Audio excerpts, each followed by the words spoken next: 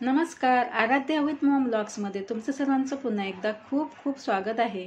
आज मी तुम्हाला दाखवणार आहे नाचणी आणि ज्वारीची भाकरी जी मी बनवते त्याचं प्रमाण कसं असतं आणि हे धान्य आपण धुवायचं की नाही धुवायचं. जसं पाकिटमध्ये तुम्ही पाहता, हे आता 1 किलो नाचणीचं पाकिट आहे आणि याच्यामध्ये छान अशी दिसायला छान अशी नाचणी दिसते आहे. आणि ही नाचणी आपण अशीच द्यायची आहे का? तर नाही, ही नाचणी आपण धुवायची आहे आणि सुकवायची आहे, त्याच्यानंतरच आपल्याला दळायला द्यायची आहे. तर आता आपण धुवायची का हे सुद्धा मी थोडक्यात तुम्हाला सांगणार आहे. आणि ही आपण आता धुवायला घेतलेली आहे मोठ्या पसरट भांड्यामध्ये. 1 किलोचं पाकिट आहे, मी ओतलेलं आहे. दिसायला बघा किती सुंदर दिसते आहे.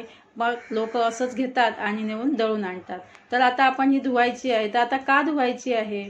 तर ही धुतल्यामुळे आपल्याला छान असं पीठ मिळतं आणि थोडंसं काळपटपणा असतो. तुम्ही पाहताय नाचणीमध्ये आता धुताना तुम्हाला दिसेलच. 2 ते 3 वेळा मी स्वच्छ धुवून घेणार आहे आणि तुम्ही पाहत राहा पाणी कसं बदलणार आहे ते आणि पाणी कसं काळपट येत आहे ते. तर ही नाचणी का धुवायची हे सांगते. ही नाचणी बघा आपण दुकानातून आणतो, वाण्याच्या दुकानातून आणतो. वाण्याच्या दुकानामध्ये गोण्या ठेवलेल्या असतात, रात्रभर त्या तशाच असतात आणि रात्रीच्या वेळी म्हणा किंवा दिवसाच्या वेळी सुद्धा उंदरांचा धुडगूस असतो दुकानामध्ये, वाण्याच्या दुकानामध्ये. तर कुठल्या वाण्याच्या दुकानात तुम्हाला उंदीर नसेल असं तरी पाहायला मिळणार नाही. तर भरपूर उंदरं असतात आणि ते उंदरं इकडून तिकडे नाचत असतात. तर तुम्ही पाहताय मी असं हे पाणी पहिलं काढलेलं आहे ते आता ओतून टाकते. कचरा पण आलेला आहे आतमधून बाहेर आणि राप आलेला आहे बघा नाचणीचा सगळा. आता दुसरं पाणी घालून धुवून घेऊया. तर हे नाचणी त्याच्यामधून उंदरं फिरत असतात आणि नाचणीच कशाला, कुठलंही धान्य असू दे, तांदूळ असू दे, नाचणी असू दे, ज्वारी असू दे, त्याच्यामधून उंदरं फिरत असतात आणि ती शिशी करतात. उंदराच्या लेंड्या पाहायला मिळतात तुम्हाला. बऱ्याच गृहिणींना माहीत असेल तर त्या लेंड्या टाकून देऊन आपण तसेच नाचणी साफ करून बरीच लोक अशी घेतात. तर ज्या अर्थी ते शिशी करतात त्या अर्थी ते सुसुसुद्धा करत असतील आणि आपल्याला ते दिसत नसतं. मग म्हणून आपण स्वच्छ असे हे नाचणी आणून धुवायचे आहेत. किंवा मग नाचणीच्या जाग्यावरती तुम्हाला ज्वारी असेल किंवा तांदूळ असतील बघा, आपण रेशनचे तांदूळ आणतो त्या तांदळामध्ये सुद्धा पावडर वगैरे लावलेली असते, तशी ती सुद्धा मग आपण धुतल्यानंतर निघून जाते. म्हणून आपण हे धान्य धुवायचे असतात दळायला देण्याच्या अगोदर. आणि मी आता दुसरं पाणी सुद्धा काढून टाकलेलं आहे आणि हे आता तिसरं पाणी घेतलेलं आहे. आणि तुम्ही पाहू शकता मी रगडून हाताने चोळून धुवत नाही आहे, नुसतं असं फिरवत आहेत बोटाने इकडे तिकडे आणि नाचणी धुवून घेते आहे. तर तिसरं पाणी आता तिसरं पाणी आलेलं आहे आणि तिसरं पाणी सुद्धा आता रापच आलेलं आहे बघा. अशा प्रकारे धुवून घ्यायची नाचणी. मी 3 वेळा धुतलेली आहे, तुम्ही 4 वेळा सुद्धा धुवू शकताय. जोपर्यंत काळा राप जात नाही तोपर्यंत आपण ती धुवायची. तर आता बघा तिसरं पाणी आहे, एकदम खराब आलेलं नाही. पहिलं एकदम खराब आलं होतं कचऱ्यासकट, दुसरं थोडंसं जास्त आलं होतं, थोडंसं कमी आलं होतं आणि आता हे तिसरं पाणी व्यवस्थित आलं हे बघा. आणि आपले नाचणी धुवून झालेले आहेत. मी प्रमाण सांगू तुम्हाला भाकरीचं, तर मी 2 किलो नाचणी आणि 1 किलो ज्वारी असं प्रमाण घेणार आहे. त्यातली मी तुम्हाला 1 किलो नाचणी धुवून दाखवली आणि दुसरी मी पुन्हा धुणार आहे. तर अशा प्रकारे ही नाचणी आता धुवून झाल्यानंतर मी ही बघा ही चाळण दाखवते आहे. ही चाळण आपली पीठ चाळायची आहे नेहमीची, त्याच्यामध्ये हे नाचणी मी सर्व काढलेले आहेत. म्हणजे काय होईल, जास्तीचं जे पाणी असतं ते अशा प्रकारे निथळून जाईल बघा. निघून जातं आहे पाणी. थोडंसं क्रॉस करायचं चाळणीला, म्हणजे ते पाणी जे असतं आतमध्ये ते निघून जातं. आणि असं निघून गेल्यानंतर पुन्हा सुद्धा आपण क्रॉस करूनच त्या चाळणीला कुठेतरी अटकून असं ठेवायचं आहे. आणि म्हणजे काय होईल, पाणी सर्व निघून जाईल आणि छान असे नाचणी आपले कोरडे होतील थोडे इथे. हे बघा अशा प्रकारे मी थोडंसं क्रॉस करून ठेवते, तुम्हाला दाखवते. कुठल्याही भांड्याला असं लावून ठेवायचं बघा. आता क्रॉस झालं, मग ते पाणी जे असतं ते निघून जातं. बरीच लग्न झालेल्या मुली असतात, त्यांना ह्या गोष्टी माहीत नसतात. जसं की मी सुद्धा लग्न होऊन आली तेव्हा ह्या बऱ्याच गोष्टी मला माहीत नव्हत्या, त्या आपोआपच लग्नानंतर कळत जातात. तर आता तर आपल्याला यूट्यूब आहे, बऱ्याच वेबसाईट आहेत, तर तिथे आपल्याला ह्या सर्व माहिती मिळू शकते. माझं लग्न झालं होतं तेव्हा ह्या सुविधा नाही होत्या. मी पेपर आणायची, पेपर वाचायची, सकाळ, लोकमत असे मराठीचे जे पेपर यायचे ते वाचायची. त्याच्यामधून मी रेसिपी शिकली. वाचून वाचून मी चांगले रेसिपी असले की मी काय करायची, कात्रणं कापून ठेवायची आणि चिटकून ठेवायची आणि तशा प्रकारे मी रेसिपी बघून त्या करायची घरी. तर म्हणून मला त्याच्यामधून मी शिकलेली आहे. तर आता हे बघा, मी इथे कॉटनच्या कपड्यावरती आता हे वाळत घातलेले आहेत नाचणी आणि फॅनच्या खालीच घातलेले आहेत वाळत.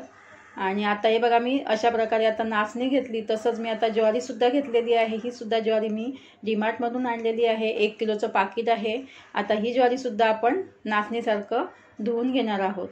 तर नाचणी सुकत घातलेली आहे. आता सुकवायचं सांगते. फॅनच्या खाली मी सुकत घातलेली आहे. जर तुमच्याकडे ऊन असेल तर तुम्ही उन्हामध्ये कडकडीत सुकवू शकताय, छानच आहे.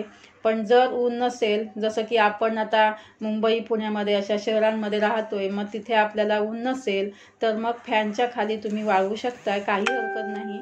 आणि एखाद दुसरा दिवस जास्त लागू शकतो. तर नक्की तुम्ही अशा प्रकारे धान्य धुवून घेत जा आणि त्याच्यानंतरच मग चांगले वाळवून आपण ते दळून आणायचे आणि पीठ जी असतात ती व्यवस्थित डब्यामध्ये भरून ठेवायची. म्हणजे काय होतं, कीड वगैरे लागत नाही. आणि सुकवायचे चांगले कुरकुरीत, म्हणजे जास्त दिवस पीठ टिकतात.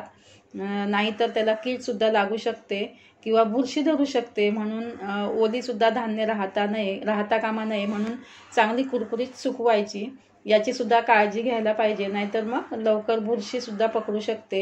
त्याचबरोबर आपण ही जी पिठं आणतो दळून, ती नेहमी आपण काढत राहायची आहेत. जसं की आज काढलं, उद्या काढलं किंवा 1-2 दिवसामध्ये पुन्हा हात घातला डब्यामध्ये आणि काढलं की त्याला बुरशी म्हणा किंवा जाळी कसली धरत नाही, कीड धरत नाही.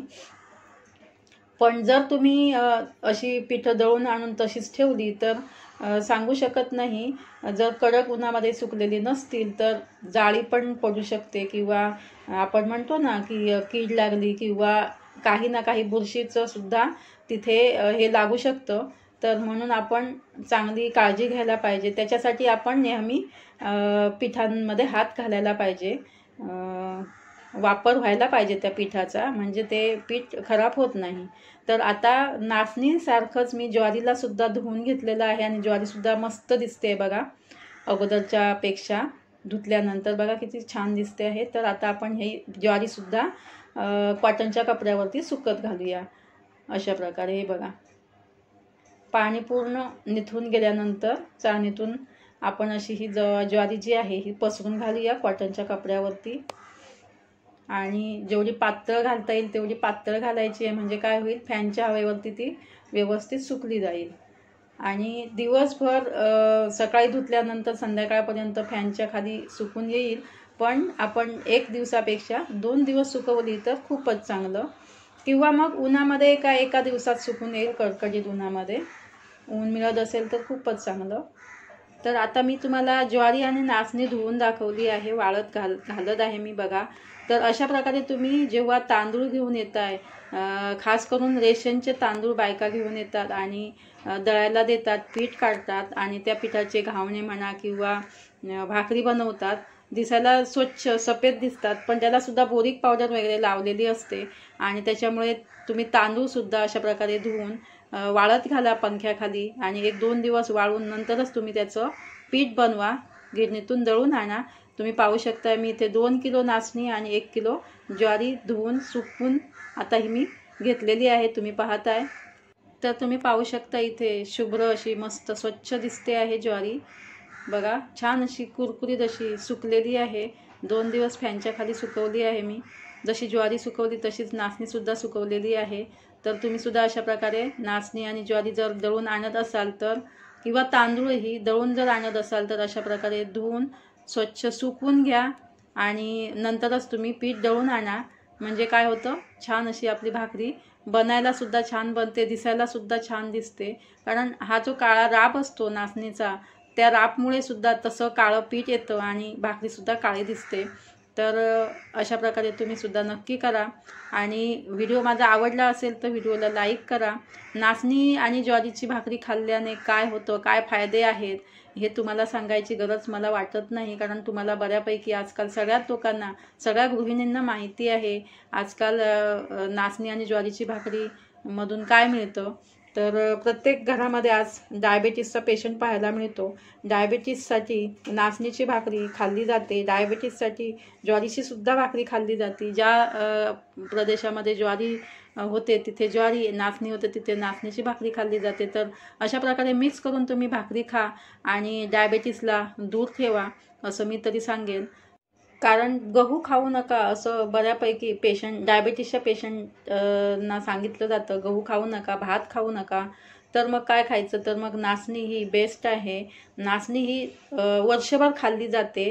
नाचणी ही उष्णसुद्धा नाही आणि पूर्ण थंडसुद्धा नाही, दोन्हीच्या मध्ये जो कोमटपणा असतो तो नाचणीमध्ये आहे, त्याच्यामुळे वर्षभर नाचणी खाल्ली जाते। तर आता आपण पुढच्या व्हिडिओमध्ये बाकीची माहिती घेऊया। चला तर मग बाय बाय।